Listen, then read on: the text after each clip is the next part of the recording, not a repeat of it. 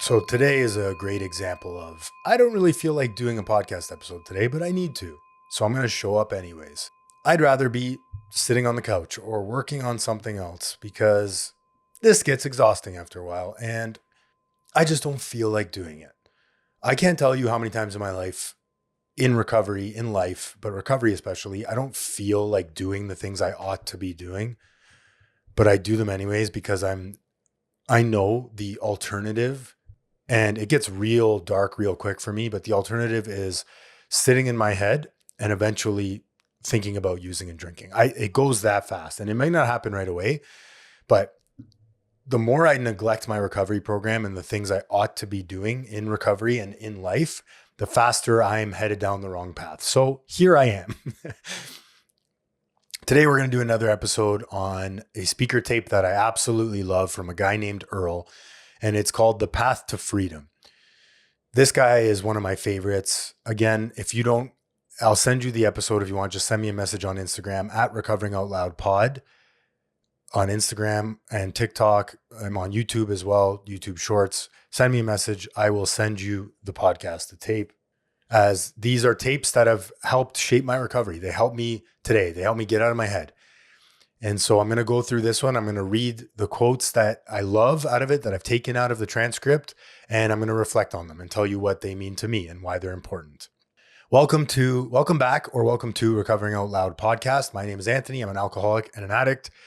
I have been in recovery since 2015. I relapsed after 7.5 years sober on steroids, secrets, and ADHD medication. And I'm here today, almost at 1.5 years again, to bring you the recovery content that helps me stay sober and hopefully helps you stay sober, or just even shift perspective, because that's what recovery is all about. Just shifting perception, looking at things a different way. Maybe I'm wrong about said thing, and maybe I can open my mind to new ideas and new concepts so that I can stay sober and help other alcoholics achieve sobriety or addicts. If you're not following the podcast, please follow on Apple or Spotify or YouTube. I would greatly appreciate it. Okay, first, so Earl says, there was so much time and energy in my life spent in the pursuit of building a mask, a facade, a false self that I presented to the world, that I had absolutely no concept of what it really meant to be human, to be a man. I don't want to present myself as a tough guy anymore. It's a worn out mask and I'm no longer interested in it. So this goes back to the whole idea of the stage character that we alcoholics and addicts present in addiction and in recovery. I'm going to present this version of myself that I think you'll like, I think you'll accept. And I'm wearing 10 different masks if I'm a part of 10 different circles or 10 different groups, because here's the guy I want to be over here. I want to be Mr. Tough Guy over here. I want to be Mr. Funny Guy over here. I want to be Mr. Compassionate. Whatever role I need to play for you to accept and love me, I'm going to play that role. I'm always in fear of being rejected, fear of being accepted. So I'm going to wear this mask around you. I'm going to wear this different mask around my family because I want them to think that I'm okay and I'm not addicted to drugs and alcohol and that my life is under control and that I'm functioning and that I'm showing up to work. When I go to work, I'm going to wear this mask and be the all-together guy, whatever that looks like for you. We wear masks and we can do it in sobriety, in recovery as well. The tough guy mask for a lot of men and maybe women too, we play this role of being tougher than we actually are and not having problems. And this is how I relapsed after 7.5 years. I was going to my recovery community events, meetings, and I was showing up as this tough guy that had it all together.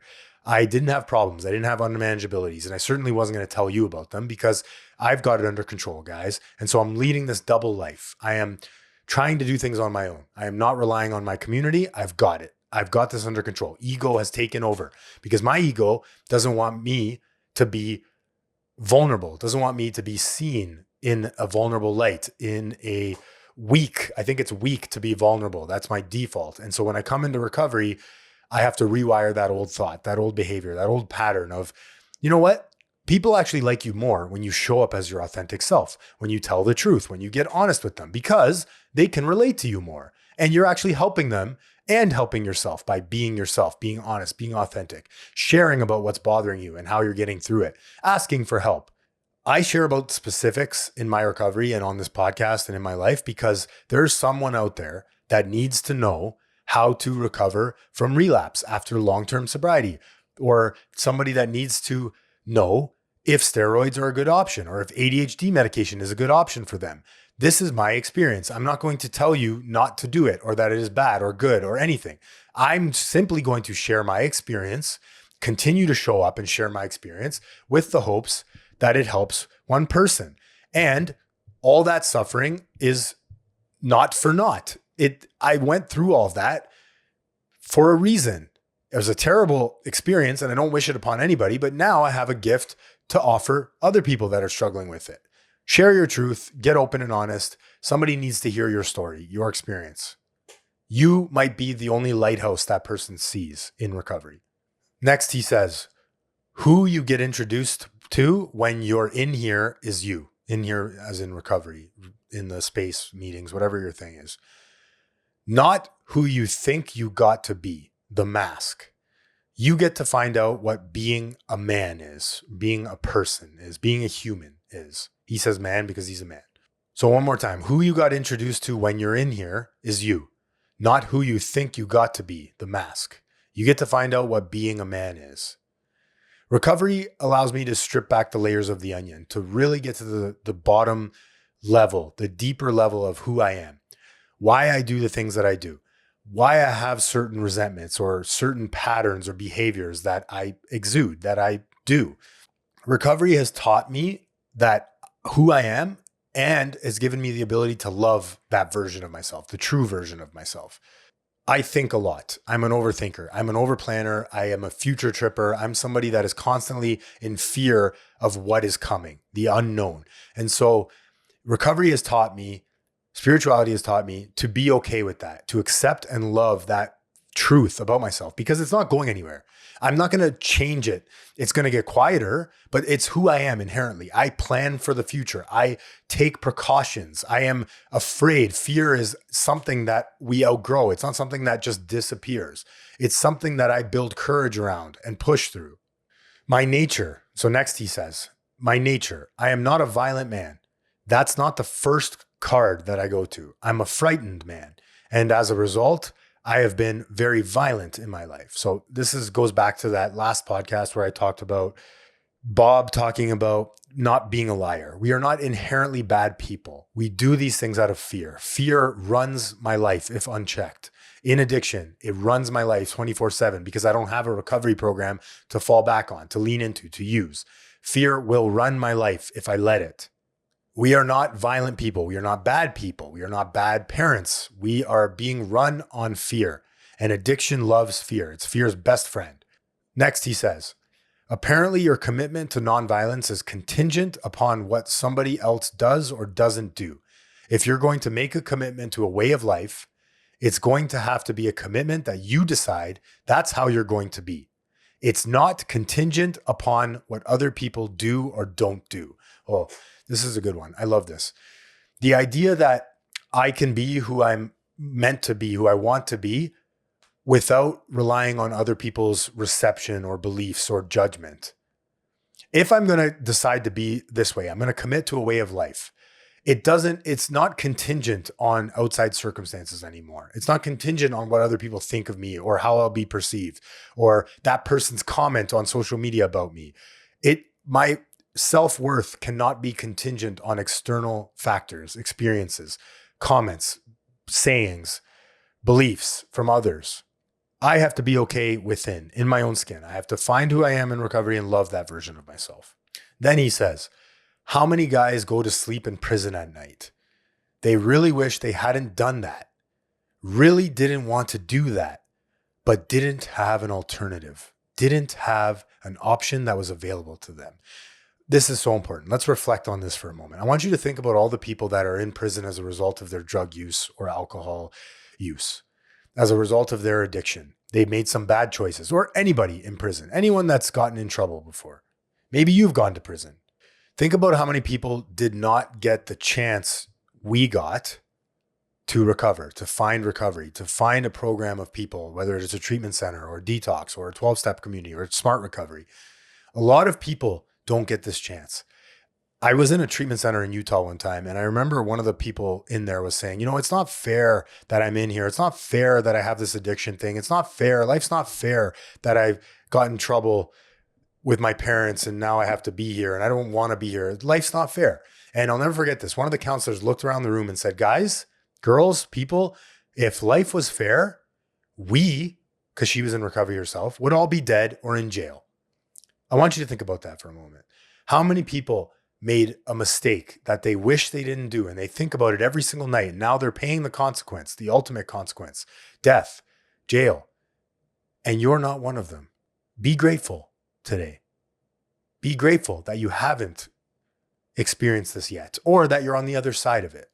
You have an alternative available to you in recovery communities, programs, whatever your recovery community or program is. Whatever works for you, stick with it. Do it.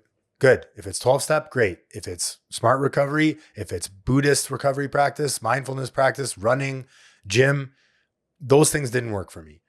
I had to find a recovery community where I could work and show up at and rely on people and have mentorship and stay connected with every week. I had to go to rehab to find that community. And I'm grateful that I did because a lot of people don't have the opportunity I have today. What are you going to do with this opportunity? It's up to you. The choice is yours. Okay, next he says, the greatest compliment I can pay any man in this society is that he is kind, but he is overly kind. And then he goes on to talk about this mentor of his, Luther. He says, Luther's nice to people, regardless of how they behave, because Luther's decided he's going to be a kind man. That's what he's going to bring to the table. You bring whatever you want. This is what he's bringing, and you can't knock him off that. You can't knock him off center. So this goes back to the whole decide who you want to be, who you're going to be in this world, in recovery, and stick with it. Stick to your what are your morals and values? What's important to you? If family is important to you, go spend time with your family and be the best version of yourself around family. If friends are the top of your priority list, go and hang out with your friends and be the best version. What can you bring to those events? Not what can I get? What can I bring to these events, these communities, these experiences? How can I benefit others instead of what can I get from this? I had to move from taker to giver. And I don't do it perfectly. And I constantly have to check myself. Today, I try to give more than I take. Leave the world a better place than when you arrived.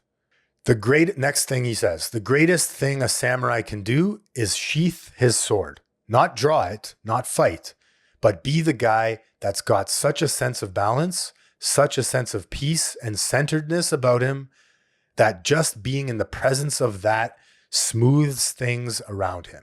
We all have people like this. If you've been in recovery circles, recovery communities, rehabs, treatment centers, we all have people that hopefully you have people that you can rely on that just bring a sense of ease and comfort to you. Being around them feels good. You can be that person for others. I have a person in my life, one of my mentors. Every time I'm around him, I feel calm. I feel at ease. I can breathe. I feel safe and comfortable. And I want to be like him. And so I model my actions after what he does. I think to myself, what would Jay do in a lot of these situations when I'm thinking about my next decision? How can I be more spiritual? Find a spiritual person in your life, somebody that has what you want, and then model after them. Do what they did. Ask them how they got through certain things. You can be that ease and comfort for other people. You might already be that ease and comfort for other people. You just don't know it yet, or you're too modest. If you act rightly, and whatever rightly means to you, acting rightly, this will happen naturally. You will just provide this sense of stability for others and peace and comfort. And what a gift that is, man. Like, that's all I ever wanted in this world, was to just be of use, to be at peace in my own head.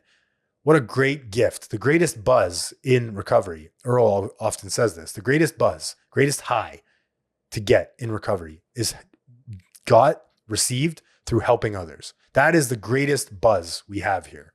Okay, next he says, I want to be strong enough as a man to be gentle with myself and with other human beings.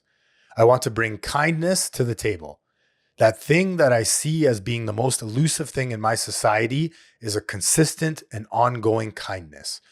What a hot commodity, what a needed, rare commodity in our society today. Kindness, being a kind human. I think there's inherently a difference between being nice, being a nice guy and letting people walk all over you. Just, being a people pleaser is being a nice guy, being a nice person, to being kind. Being kind is standing on what you stand on and what you believe in, not backing down and not being a doormat, but being a kind human. There's a difference. I can be kind and be firm with other people. I can be kind and be assertive. I can be kind and still have people not like me, but I can do it with kindness. I can act as a kind man or kind woman or kind person. The most elusive thing in my society today, in our society today, is a consistent and ongoing kindness. All we have control over is our own actions. So be that version of kindness that you want to see in the world. What does Gandhi always say? Change the world by, I'm going to screw that. I don't even know the quote, but be the version of yourself you want to see the change in the world. I'm going to look it up because I don't want to misquote the great Gandhi. I think it's be the change you want to see in the world. Okay, this isn't what I was thinking, but here's another one. Oh, this is from someone else. Be kind, for everyone you meet is fighting a battle you know nothing about. Ian McLaren, 1897. Yeah, I was right. Be the change you wish to see in the world. This is a paraphrase, apparently. The closest actual quote is from a 1913 writing. If we could change ourselves, the conditions of the world would also change. Similar, but not exactly the same. So next thing he says, I like being Earl. I like being strong enough in my commitments that I don't need to impose or inflict harm upon you. I'm a free man now, and I want to walk the earth as such with my head high. I don't bow or kneel to anyone.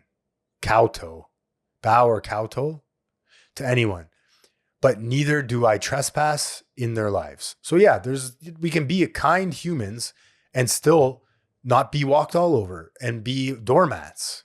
Okay, next. I believe to forgive someone is to release them from the prison of your mind. I would hope that this person that I have harmed, who has resented me all this time, is able to release me from the prison of their mind so that by forgiving me, they benefit. I don't go around seeking forgiveness from people. That's not something that I can impose on somebody.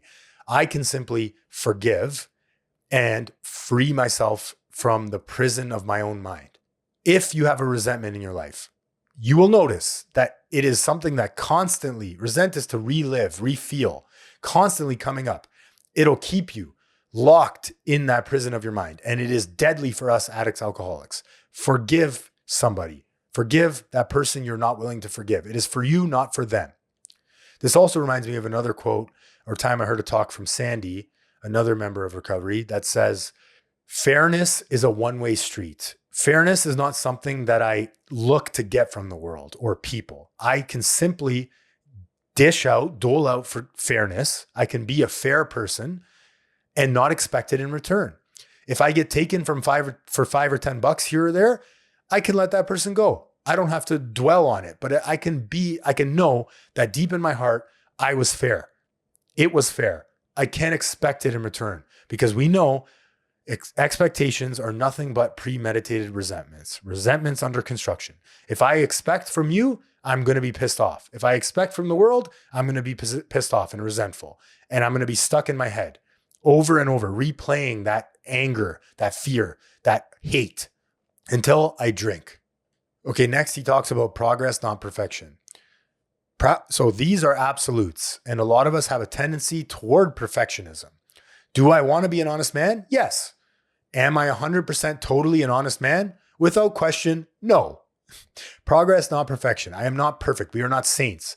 I am moving toward a goal, destiny of being an honest man, destination of being an honest man. And so when I make a mistake, I make amends for it. I own up to it. I apologize, make amends right away. Promptly admit that I was wrong about whatever I was wrong about. If I lied, I promptly admit it. Hey, I made a mistake there. I lied to you about that. I wasn't telling the truth. These simple little things will shift your recovery and make you feel connected to this power greater than ourselves, whatever that is for you. Next, he says, sometimes self-centered fears activated several of my defects of character. Sometimes self-centered fears activated several of my defects of character. And it's all over the room before I can gather it up and hold on to it. It happens. I'm moving in the right direction. So yes, this is one of those things where when I act out, when I yell at somebody, when I freak out on the street, or when I yell at somebody, Uber bike driver riding down the sidewalk at full speed, and I freak out on him. Sometimes my anger and aggression just stumbles and falls right out of my mouth onto that person. I do something that I'm watching myself try to grab before it's too late, and I do it. Don't beat yourself up. Admit your fault. Move on. Next, he talks about promptly admitting wrongs. It says, when you're wrong, promptly admit it. There's a reason for that. I'll turn my wrongs into resentment toward others, and I will fester and I will die. I have fallen short and I feel ashamed. I will hold you responsible for the shame that I am feeling, and I will kill myself with my alcoholism. I got to get out. My sponsor told me, if your lips are moving, you're lying. So this is an important part where if I don't admit that I'm wrong, or I don't ask for forgiveness to my higher power, not to the other person, but to my higher power in prayer or meditation, he will turn his wrongs into resentment towards others. These are like monkeys on our back. We need to get rid of them. We need to clean our side of the street, as I mentioned in previous episodes. If your lips are moving, you're lying. To me, that means this is an action program. This is not something that I can just, say sorry. I need to act my way into good thinking. I can't think my way into good action. Next, he talks about meditation. 5 to 10 minutes in the morning will change your life. It'll change how you look out of your skull. It will expand your impulse control. It will simplify and clarify your decision-making process. It'll bring a centeredness and a balance to your life that is a mind blower. Yes. I found this to be 100% true. I take 10 minutes out of my day. I use an app. It's called Waking Up. I had to pay for it, but I got a discount because I asked them for a discount. There's a scholarship option. Highly recommend following a meditation app. Guided meditation is huge for me. It changes the way I look at the world. It increases my time between wanting to do said thing that I shouldn't be doing or ought not to be doing and doing said thing. It pauses me in my tracks before it's too late. It helps me reflect before I react, respond before I react to situations in my life. I can notice consciousness around me as it exists in this moment and know that I am not separate from consciousness. We are all one. Without getting too woo-woo here, there is no me versus you. There is no me and you. It is us. Everything that is happening as I speak to this microphone in this moment right now is consciousness. The guy honking the horn on the street outside is part of this moment. I am not separate from it. I am not a subject looking at an object. We are all one. Everything is one. One consciousness, and it only exists right here, right now. There is no future. There is no past. There is only right now. And that's why meditation helps channel into that, focus in on that, acknowledge it, be aware of it so that I am not distracted by my thoughts, so that I am not distracted by my phone. I am present and aware of what is going on in this moment right now. I can feel my ass sitting on this chair. I can feel my voice coming out of my throat. I can feel my stomach moving for me to breathe. I can feel my arms against the chair. Be here now. It might change your life. Next, he says, I don't understand God, but I see evidence of God on a daily basis. You see those two little dogs running around in here? I have absolutely no idea how to make one of those from scratch. That's consciousness beyond my own. I don't understand life. I don't understand how things got created, and I don't need to. I just know that there is some sort of power greater than me. And whether you call it the universe, the sun, the sky, the lake, it is not me. It is not any human. It is a guiding force, an inner teacher, a set of principles, a way of life. Allah, Buddha, God, whatever you want to call it. It's just not me. There are things I cannot explain in this world, and I do not try to. Bluetooth is a good example. I don't understand how my phone projects files wirelessly to my computer. I don't see it happening. There are people out there that understand how those mechanisms work. However, you cannot physically see the file being transferred from your phone to your computer if you have a Mac or an Apple. I can't physically see how my phone is playing a song on Spotify to my speaker. I can't see it, but I believe that it's happening. I believe that Bluetooth is a real thing. And you want to say to me, well, that's because you can hear the music coming out of the speaker. So that's how you know. There's proof of it. There's no proof of God. There's proof of God all around you. You just choose not to see it. There are moments in your life today, I guarantee you, that are miracles that you just don't notice because you're choosing not to notice them. I can look at any situation, scenario, any way I want. Everything is a blessing depending on the angle. Just choose to look at it that way. Decide that maybe there is something greater out there. I don't know what it is. And it doesn't have to be Jesus Christ. It doesn't have to be Muhammad or Allah, or it doesn't have to be God. It's just not me. Okay, next he says, when I disengage from self and actually move towards you in an effort to be of service to you, however initially self-serving that desire or need may be, when I do that, I create room and I get to move into something else. Trust God, clean house, help others. That's the core of what we do here. Service is an essential part of my recovery program. When I am in service, when I'm sitting across the table from somebody new in recovery or somebody suffering in recovery or just somebody in recovery, I am not thinking about poor me and my problems, my perceived problems in life. I can step out of my shit and into yours. I can help you by simply showing up and listening. What a beautiful thing, beautiful opportunity we have in recovery here that most people don't ever get. You have an experience that you have suffered from that you can help others through. Wow. Most people can't do that. Most people don't get that opportunity. Okay, next he says, do not look at the cut of the slacks. Do not look at the sport coat, the great sports car, the beautiful blonde on his arm. All great stuff. But that's not where the magic lies. That's the way we get deceived. Look deeper. And the key is the eyes. This is important for me, especially these days, because I can get so caught up in the stuff. And look at that guy. He has what I want. He has a nice house. He has a business. He has a successful podcast. It's so important for me to hang out with people that are simply working on themselves. People that have problems and are talking about it in their lives. I don't want to hang out with people that everything is perfect and life is amazing. And I don't know anything about what's going on, their unmanageabilities, because they're constantly telling me how perfect, amazing sobriety is. I don't want anything to do with that guy or girl.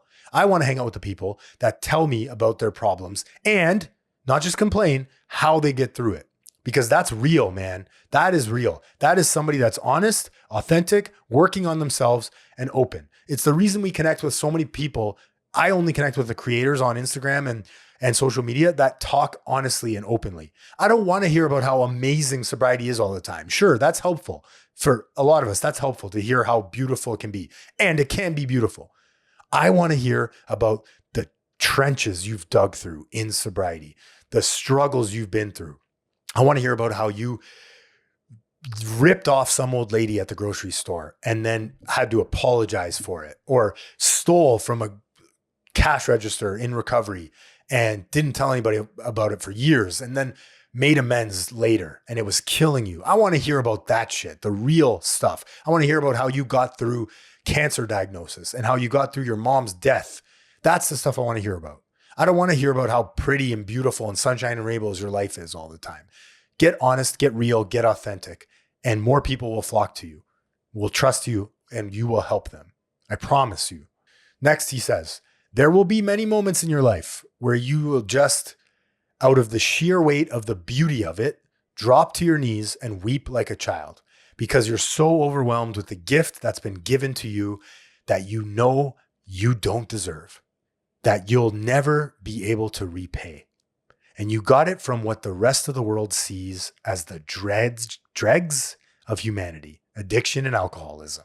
What a gift. I can't tell you how many times in my life I have stopped in the middle of a song, it usually happens, and just started crying out of sheer gratitude and beauty How did I get here? My life isn't perfect by any means, but I am so grateful in this moment. Thank you, God.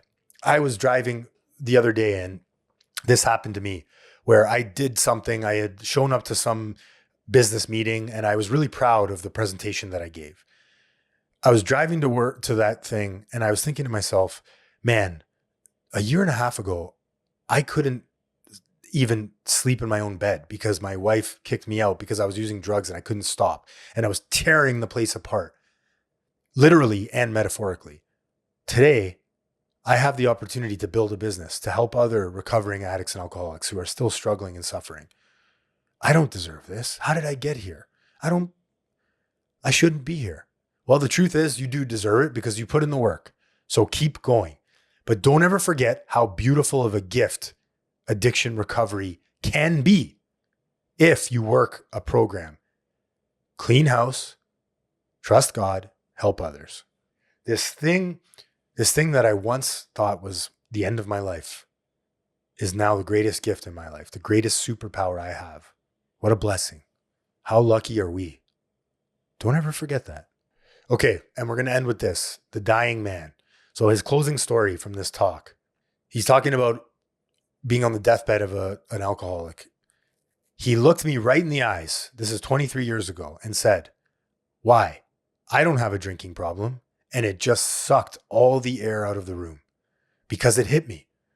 I have that disease. I have exactly the same disease that guy does. And I'm sitting here sober.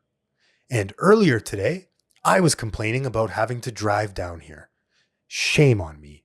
If you knew how many people are handed the gift and say thank you and go die.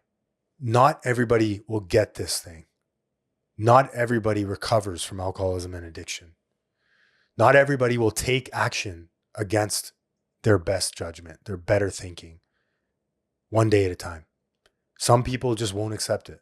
And it's a sad nature of this disease. It's a sad truth about addiction. The numbers are not in our favor. The next time you are ungrateful, and this is for me too, this stuff, I'm always talking to myself here. I need to hear this too. The moment I am ungrateful about having to go to my home group, my recovery meeting, because I don't want to be of service and show up early and it's past my bedtime and meh, poor me. I don't want to do it. I don't feel like doing it. Just think about the guy that's on his deathbed, dying from alcoholism and addiction because he wouldn't see it any other way. He simply had a drinking problem and didn't accept it and didn't take one action contrary to his best or her best judgment, best thinking. And that's what you're doing. That's all we're doing here. We're taking action one day at a time, contrary to our better thinking, our best judgment. I don't really know what's going to happen, but this guy's telling me to do this thing and get a service position and show up to my recovery group. So I'm just going to do it. He seems to be happy and sober. I'm just going to follow his direction. And then over and over, consistently do those small things until one day you will want to do it. You will feel like doing it. You will be grateful that you are doing it. And you will move from, I have to do this thing, to I get to do this thing. Most people will never experience that. And I'm so grateful that I did and I have. And it's not perfect. And I told you at the top of this episode, a lot of the time I'm ungrateful for this shit. I don't feel like doing recovery, but I do it anyways because I know that this is a temporary season in my life. I know that I need to do this stuff today so that when life continues to happen as it is, and things are happening that I don't agree with, that are out of my control, that I'm pissed off about, I can fall back on my recovery program, my recovery foundation, and stay sober through anything and content through anything life throws at me. And the same is available for you. If no one has told you this yet today, I love you. And don't ever forget, recovery is simple, not easy.